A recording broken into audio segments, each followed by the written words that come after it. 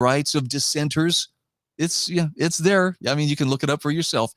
But the bottom line is, under any form of collectivism, whether we call it Marxism, whether we call it socialism, or just statism, the bottom line presumption is someone knows better than you and therefore is qualified to make decisions in your life. And I don't just mean a few decisions. I mean, make the majority of decisions. This is where central planning is believed to be the way that, well, if it's good for one person, it's going to be good for everybody, as if we're all just interchangeable cogs, as opposed to individuals with innate natural rights.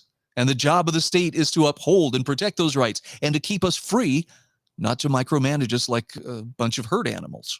So with that explanation in mind, let's continue on. Let's learn more about these extremists. So apparently the Facebook post on Tuesday was addressed to Boise School District Republicans, and it urged people to go vote, as it says this election is critical.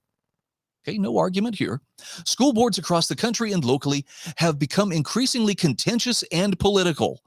Gee, I wonder why. Is there something that's going on? Is there something that's changed in the nature of how schools are being operated or the things that are being taught that would cause people to be contentious or to see some kind of political goal taking place here? I wonder.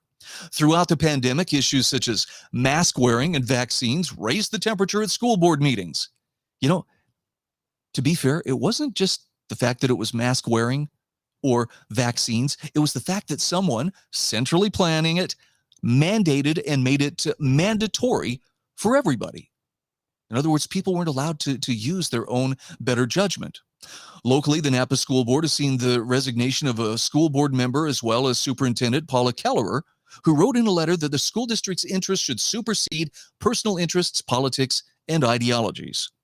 More recently, both the Nampa and Meridian school boards have been embroiled in heated book banning debates. Now, again, I don't believe for a minute this is about people lining up saying, ban these books, burn those books. But there are people who are definitely saying, where is the limit? And are there books that we really want to make available to young kids that are above their reading grade, so to speak? That's not patronizing, by the way. That's looking out for kids in the same way you wouldn't hand a 16-year-old the keys to the Mustang and a bottle of whiskey and, here, go knock yourself out, have fun. There are some things that adults need to carry until kids have grown enough that they have the maturity and the ability to think things through, and then they can start to carry some of these ideas themselves. More recently, of course, the book banning debates, which they say have become hotbeds of political fervor.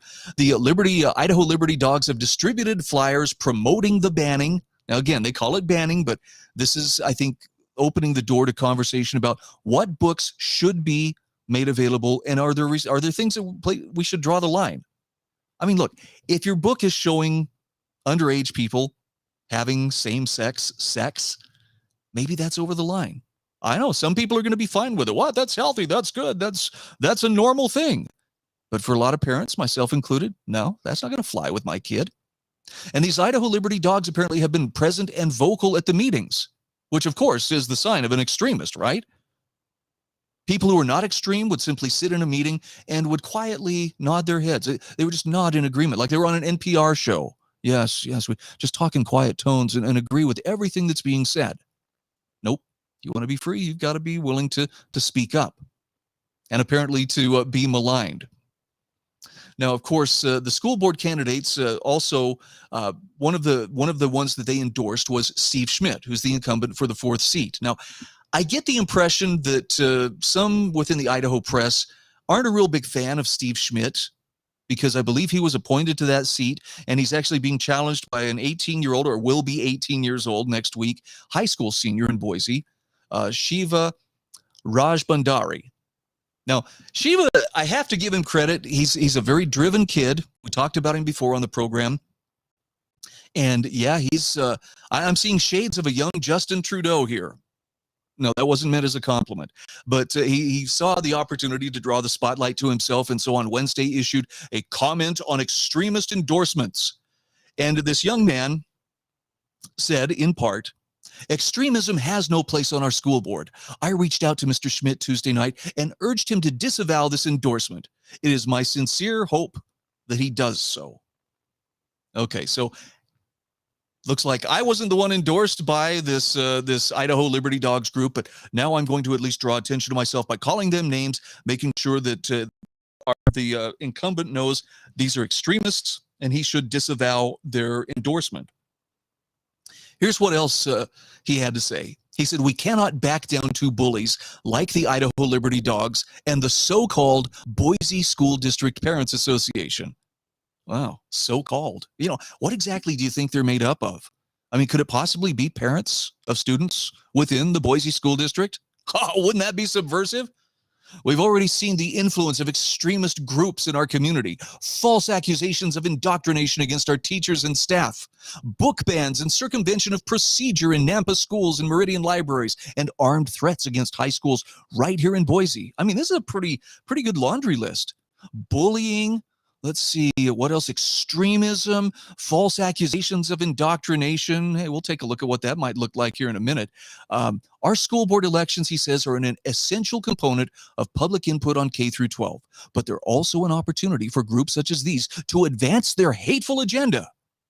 Okay, what exactly is that agenda, young man? I mean, are we just supposed to fill in the blanks? And what exactly is hateful about their agenda? The fact that they disagree with you doesn't necessarily mean that they hate you. But listen to this. It is imperative that our community turns out to vote on September 6th to ensure that our schools do not fall to the extremism that we've seen elsewhere in the valley. Now, what this young man and what the press calls extremism, it might seem like it to them, but it certainly isn't going to seem that way to everybody. And I'll give you an example. What kind of extremism could you see taking place in the schools that these groups like the Idaho Liberty Dogs might be opposed to? For instance, let's say that during the Pledge of Allegiance, what if one of the students was to disagree and to take a knee during the pledge? What do you suppose that would look like? Oh, look at that. There's the teacher and everybody else standing there. There's that one student taking the knee because they won't pledge to the flag. Oh, okay. Well, that flag, maybe not everybody would have a problem with a student taking a knee, except, of course, the enforcers of upright ideology. So do you see the point here?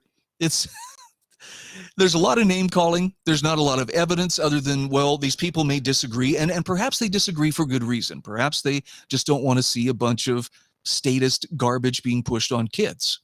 Now, Boise Weekly also reached out for comment from Schmidt on Wednesday, and Schmidt responded by phone and later posted a statement on his Facebook page. Here's what he said. He said, I have support from people from all sides, including the Idaho Liberty Dogs, Democrats, and the Boise Education Association, which has endorsed me. Now, he said, I recognize as a trustee, I need to make decisions for students across the spectrum, regardless of their parents' beliefs and ideologies, and I will continue to represent them, whether they agree or not with my personal ideologies. I think that sounds fair. And the fact that he has groups from, I'm going to just guess the Idaho Liberty Dogs are probably somewhere on the political right. The Boise Education Association, I don't know. If I had to hazard a guess, I would say probably not on the political right, just in keeping with most education associations. They tend to lean a little bit leftward, but the fact that both of them are able to find, redeeming qualities in Steve Schmidt, maybe that says something. Maybe this guy is someone who is operating without ideology and pure ideology as his driving force. Now, Steve Schmidt says, I'm not an Idaho Liberty Dog member. I'm also not the most extreme liberal. And I'm not running this campaign as a Democrat or Republican. I'm running as an engineer and a dad. I'm not even running a negative campaign. My intention from the beginning of this campaign is to run to keep the seat I have. I will continue to represent all parents, even the ones I disagree with, on their political views. I mean, what more could you ask of the guy, right? And look, I can appreciate that when people are scared, they're going to start, pulling out all the stops. Well, but these are extremists, and this is extreme, scary stuff. I have no doubt that some of the things that I believe would be seen by them as extreme, like belief in God, like belief in, really the best situation is when a man and a woman get married to one another, stay faithful to each other, and raise children in a stable household. Oh, I know that's extreme. Well, not every household's like that. I get that. I'm just saying the optimal situation is when that can occur. Is that really extreme? Because I have a feeling there's a lot of people who don't necessarily align with me ideologically who'd say, no, that actually just sounds like normal life. See, we start throwing all of the name calling out there, and suddenly, oh, but it's a scary, terrible thing, and you can't let these people take control. Really, why not? Because you want control? Because you want absolute ideological control, and you don't want anybody standing up and saying, hey, I'm not going along with that. See, this is the problem with politics, at least as issues or institutions become politicized. Everything becomes a power struggle. So it means it's more important than ever for you and I to make sure that we are fully vetting the information that's put before us and making up our own minds. Okay, I'm not asking you to believe me. I'm not even telling you who to vote for, or who to support, or who not. I'm just saying that there's some political gamesmanship going on here, and it's kind of sad to see the press clearly taking sides and boosting the young man who they hope will be their little Justin Trudeau, over somebody who's endorsed by people who actually favor freedom and actually favor more of the traditional values. See, the difference here is people like me who value freedom, who value limited government, low taxes, the ability to make more of my own decisions without any kind of official coercion or threat hanging over my head. I want to be free to make those choices so that I can pursue happiness in the way that I see fit. I want to keep more of my own money, the stuff that I produced through my work. And I want to leave everybody else alone to make their own decisions as to what best makes them happy. The difference is the people who are pushing this extremist, name calling, they have a one-size-fits-all approach, and you aren't given the option of opting out. I'm willing to leave them alone. They're not willing to leave me alone. Tell me again, who exactly is the extremist? Let's talk about Prop 1. This is going to be a big one come November. And the Lewiston Tribune, oh my, they are wading into the fray here, ready to defend Prop 1. And it's their cheers and jeers from their editorial page, this time taking aim at Idaho Freedom Foundation President Wayne Hoffman. And they give him jeers, saying, acting on a report from the Tax Foundation and an opinion from the Idaho Attorney General's office, the Freedom Foundation last month asserted Reclaim Idaho's initiative would not only raise new taxes on corporations and the wealthy, but would repeal tax cuts passed earlier this year, bringing the total bill to $570 million. Now, of course, this recognition that this is raising taxes on more people and a much higher bill than what was originally promised has brought out the defenders of the regime, including Betsy Russell, including others within the press who have found it their duty to uphold this ballot initiative, and I guess to walk forward the idea that as long as we throw enough money at this situation, everything's going to be great. Now, the article in the Lewiston Tribune talks about how, since then, the man who drafted the initiative, retired Legislative Services Research and Legislation Division Manager Mike Nugent, walked Betsy Russell of the Idaho Press through the process. Essentially, the measure, as with all bills, includes language from existing law, then strikes out and replaces only the pertinent changes. In our bill drafting, if you're amending something, the deletion is struck through and the added is underscored. That's what Nugent told Russell, and it's been that way since he started in the 1970s. So that would suggest the only change is the $323.5 million tax increase that Reclaim Idaho intended. Well, during the course of his 41 years of drafting bills for Republicans and Democrats, liberals and conservatives, Nugent was known as an impeccably nonpartisan professional. Hey, that's all fine and dandy, but you're appealing to authority here. I want to know, what exactly does this measure say that is causing concern? Well, nothing that this impeccable professional would have any problem with. Okay, but that doesn't answer the question, does it? A state capitol insider for 2 decades, including a stint as a first-rate reporter. Now they're talking about Wayne Hoffman. Hoffman knows that. He should trust this guy. This guy was part of the system forever. He should trust him. Yet they say Hoffman is sticking with his story as if he knows they're right, but somehow he's just too proud to admit he's wrong. So let's put some skin on this and see. Is Wayne really wrong? See, I'm hearkening to the report that was done by Jared Walsack from the Tax Foundation. And this is from Betsy Russell's article. And this is important because there's a very serious omission in her article. And this is something that Jared Walsack points out. Nugent also pointed to existing Idaho law in Title 73 of Idaho Code, which addresses multiple amendments to a single section of law. If the amendments can be read into the section without a conflict, such amendments shall all be effective and shall be compiled as if made by a single enactment, the law says. So that means both this year's successful tax cut legislation and the initiative would be read together to resolve any conflicts. So the tax cuts for the existing lower brackets would remain. Again, this is from Betsy Russell's article. Now, let's see what was missing from that article. And this is again from Jared Walczak. He says the words within the quotation have left out a very important clause. So here's the full provision with emphasis added.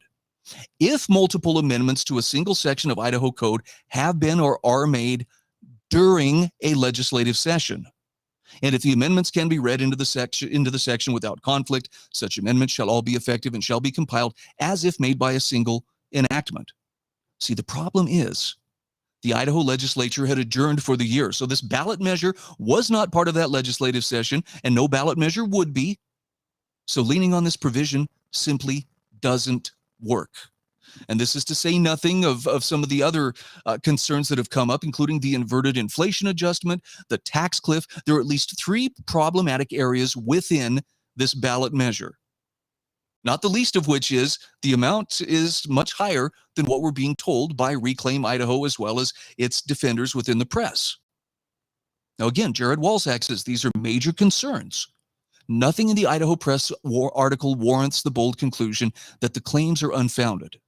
Drafters seem to be arguing that these aren't errors, or perhaps they are errors, but someone can fix them administratively. And if they can't be fixed administratively, then the legislature can simply adopt a new law reversing part of the newly adopted ballot measure. Idaho's tax increase measure, he says, is quite possibly the most error-ridden tax ballot measure I've ever seen. And proponents' arguments don't do much to allay these concerns. So again, in keeping with the spirit of really you need to be thinking this thing through for yourself, I encourage you, don't just take what you're reading in the press as, well, this is the gospel. They've done the homework. They've done the thinking. Everything is good to go. Take the time to read Jared Walczak's report. Look at the information that the Idaho Freedom Foundation is publishing on this, and then decide. This is not a matter of, okay, our side's going to beat you with more points scored, and, we're going to make everybody cry uncle, and they're going to have to admit how awesome we really are. See, it's not about having the right answer at the tip of your tongue every time. It's not about being able to deal with the best sophistry to baffle people when they start to question you. It's more about knowing the right kind of questions to ask that can give you a more complete picture of what's actually at stake. And I'm going to give you an example of what that looks like. This will be my closing thought. So instead of just having the answer at the tip of your tongue, you got to know what questions need to be asked. So when someone says, man-made climate change is making hunger stones appear in Europe for the first time since the 1600s, the question that should follow is, okay, what made them appear in the 1600s? Again, I know it feels like gotcha, but it's really about, I want to know these answers. I want to know for myself, are you dealing straight with me? I mean, my goal here is not to make you angry or to make you hate members of the Idaho Press. I mean, they certainly seem self-assured, but the job here is really not so much to discredit them as to encourage you to step up and be your own fact checker and do not take things at face value. No matter how the press insists that, this is the ideologically pure position to take. Okay, they're acting as an upright ideological enforcement brigade. You don't need that. All you need is the willingness to study these things out for yourself, ask the right questions, and be willing to look at points of view that may seem unconventional, but could still shed some light on a given topic. You may not agree, but at least you'll have a broader vantage point from which to assess the situation. I sincerely hope that makes sense. I'm Brian Hyde, and this is Nowhere to Hide. Are biased, the Idaho Press Club are biased, all media, newspaper, radio. To be completely blunt here, Brian, and there are plans to expand indoctrination. That's right. Well, Idahoans are also concerned. Horror shot. That line would be moving a little bit farther west. I'm crying. Nobody wants to see dark money is influencing policy.